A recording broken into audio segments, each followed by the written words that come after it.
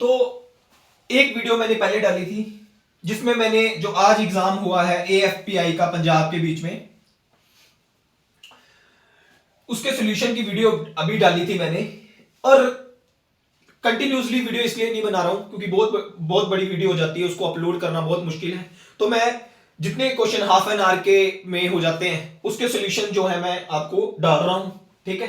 तो मेरे चैनल को आप लोग सब लोग सब्सक्राइब कीजिए, मेरी वीडियोस को लाइक कीजिए और भी अपने फ्रेंड्स के साथ शेयर कीजिए, और कमेंट में जरूर कोई ना कोई सजेशन देना, क्योंकि मैं फर्स्ट टाइम जो है कि यूट्यूब पे वीडियोस डाल रहा हूं, मेरे को इतना ज्यादा पता नहीं है। तो आपको कोई सजेशन हो तो कमेंट में जरूर दीजिए कि ये बदलाव मैं लेके आऊं, ठीक है। तो अगला क्वेश्चन हम डिस्कस करते हैं। यहां पर बोला हुआ है इन्होंने, if n is equal to 2 raise to power 3, 3 raise to power 4, 5 raise to power 4 into 7, then the number of consecutive zero in n। हमने बताने हैं टोटल कितने जीरो कंसेक्यूटिव इसके बीच में आएंगे, where n is a natural number. जो n है वो एक नेचुरल नंबर है। नेचुरल नंबर कौन से होते हैं? एक से लेके इंफिनिटी तक जितने नंबर होते हैं उसको नेचुरल नंबर कहते हैं। Decimal numbers are not allowed, ठीक है। नेक्स्ट यहां पर देखिए देखिए, आपको पता है जीरो कब बनता है? जब 2 और 5 आपस में मल्टीप्लाई होता है तभी लास्ट में जीरो बनता है।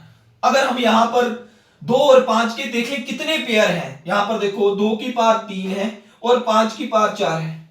तो 2 और 5 के पेयर बनाने हैं तो कितने बनेंगे? 3 बनेंगे। टोटल कितने पेयर बनेंगे? 3। 2 इंटू 5 जब आपस में मल्टीप्लाई होंगे तो लास्ट में जीरो बनेंगे। तो टोटल कितने जीरो आएंगे? इसका आंसर है 3।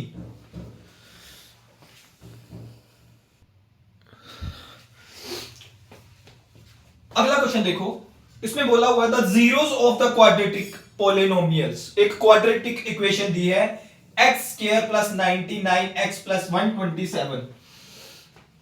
जीरो क्या होते हैं किसी इक्वेशन के? उसके रूट्स।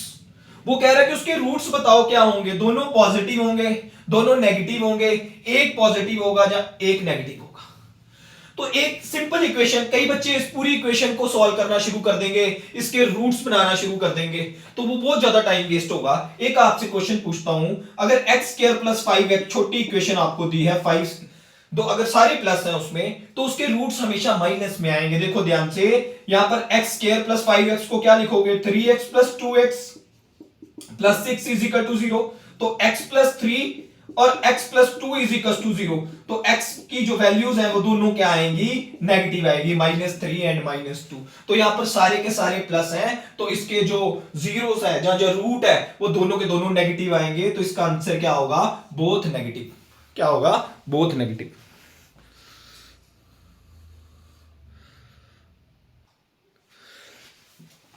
नेक्स्ट क्वेश्चन जो आपको पूछा गया है वो ट्रिग्नोमेट्री का क्वेश्चन पूछा गया है। ट्रिग्नोमेट्री का क्वेश्चन पूछा गया है, in triangle ABC angle B is equal to 90 degree. Angle जो B है वो 90 डिग्री का है। तो ये राइट एंगल ट्राइंगल हमारे पास बन गया। और tan A तो इसके सामने वाली साइड परपेंडिकुलर ये हो गया हमारे पास 2 under root H square minus AB, और बेस हमारे पास क्या हो गया? A plus B. आपको यहां से कई बच्चे परपेंडिकुलर हमारे पास हो गया ये 2 under root H square minus AB, है ना। What is the value of cos A? आपको कॉज ए की वैल्यू पूछी है। कॉज किसके इक्वल होता है? Base upon hypotenuse. कॉज ए पूछा है तो बेस कौन सा होगा? इसके साथ वाला। तो आप देखो सबसे पहले a प्लस बी किस ऑप्शन में ऊपर है?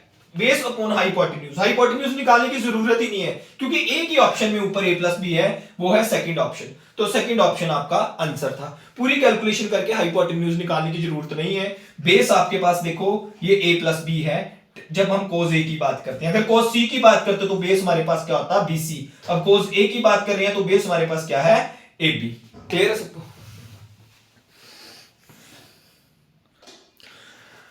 अगला क्वेश्चन बहुत बड़ा क्वेश्चन ऐसे दिया हुआ है, बड़ा आसान सा क्वेश्चन है।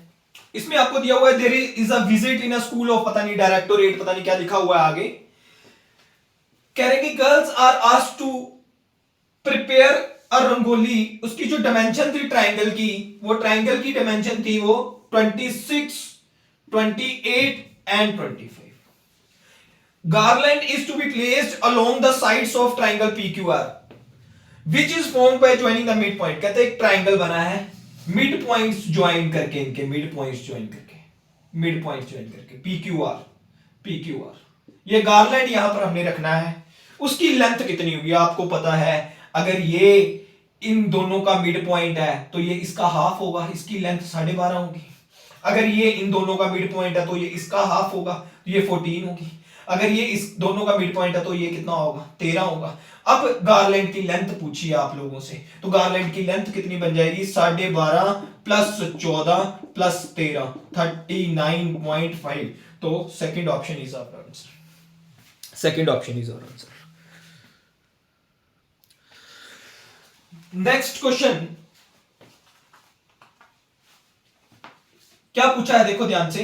अ रेक्टेंगुलर शीट ऑफ पेपर, एक रेक्टेंगुलर शीट है जिसकी लेंथ 44 सेंटीमीटर है और ब्रेथ उसकी 18 सेंटीमीटर है, is rolled along its length. Length मान लो ये लेंथ है, ऐसे उसको रोल कर दिया है और एक सिलेंडर बना दिया है। तो जो उसकी लेंथ है उसको रोल कर दिया तो वो एक सर्कल बन गया। जो लेंथ है 44 वो सर्कल के पेरीमीटर सर्कमफ्रेंस के इक्वल होगी, 2 पाई आर के इक्वल है ना। सर्कल का जो सर्कमफ्रेंस होता है वो कितना होता है, 2 पाई आर, और एक लेंथ 44 सेंटीमीटर, उसको सर्कल बना दिया तो 2 पाई आर बना दिया। तो 44 2 इंटू पाई कितना है 22/7 इंटू आर, तो ये कैंसिल कर दिया। तो रेडियस यहां से कितना निकल के आ गया 7। तो मेरे को वॉल्यूम बताना था सिलेंडर का, तो वॉल्यूम सिलेंडर का किसके इक्वल होता है, पाई आर स्क्वायर एच।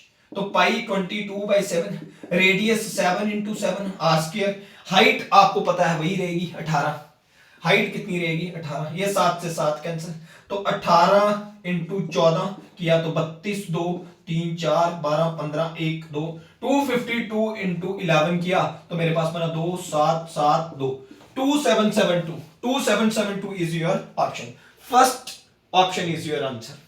क्लियर है सबको।